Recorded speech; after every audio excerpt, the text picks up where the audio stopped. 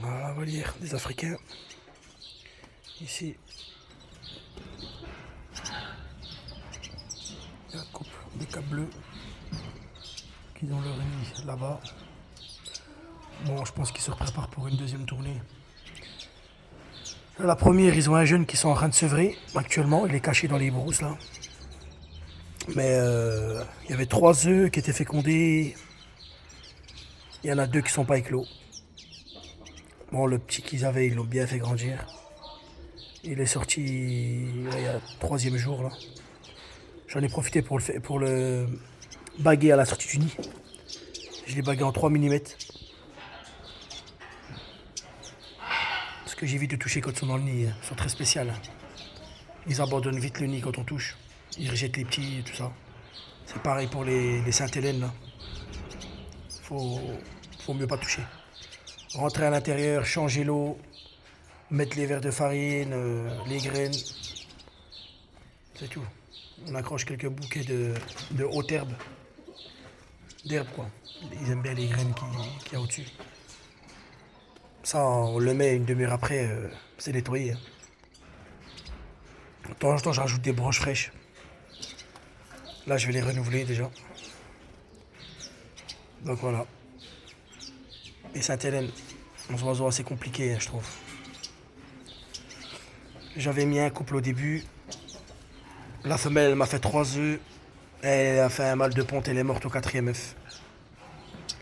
Alors qu'il y avait tout à disposition, ils étaient vraiment en bonne santé. Ils avaient construit plusieurs nids.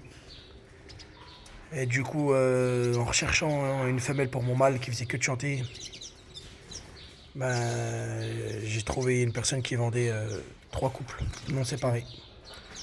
Donc du coup, je me retrouve avec 7 Hélène. On verra bien ce que ça va donner.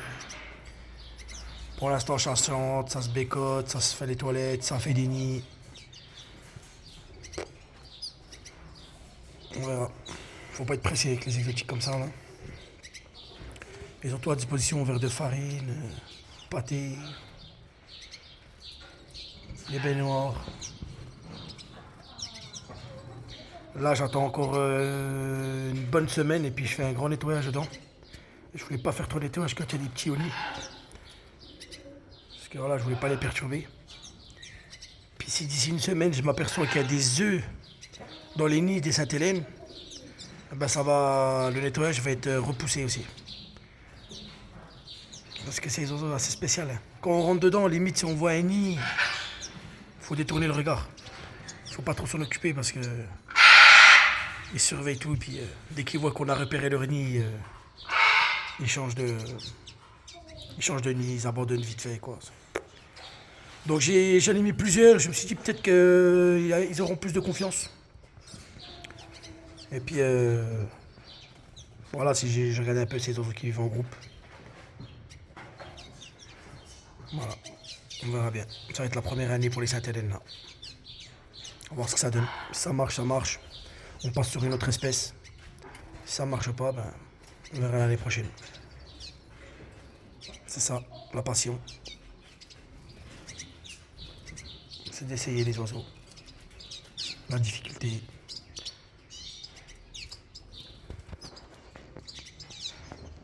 Bon, ils sont bien là. Mais ce qu'il y a, c'est qu'ils font que des nids partout, quoi.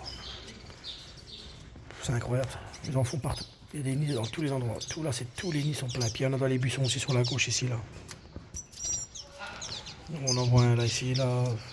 Il y en a encore un derrière dans une boîte. Il y en a là-bas. Il y en a là-haut.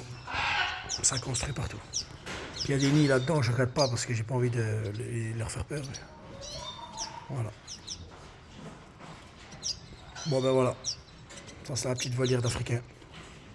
En tout cas, je suis content pour la première ponte qu'ils ont fait cette année, les caps bleus. Fécondés et puis un bébé élevé. Ça leur a fait un petit apprentissage pour la suite. La température elle est très très bonne là, ici il fait au moins 30-35 degrés. Parce que c'est sous un hangar. Il y a une bonne aération. Un bon taux d'humidité. Il y a les baignoires. Là, ils se baignent aussi là-dedans, là-bas. Pour l'instant, ça fonctionne. Bon, allez.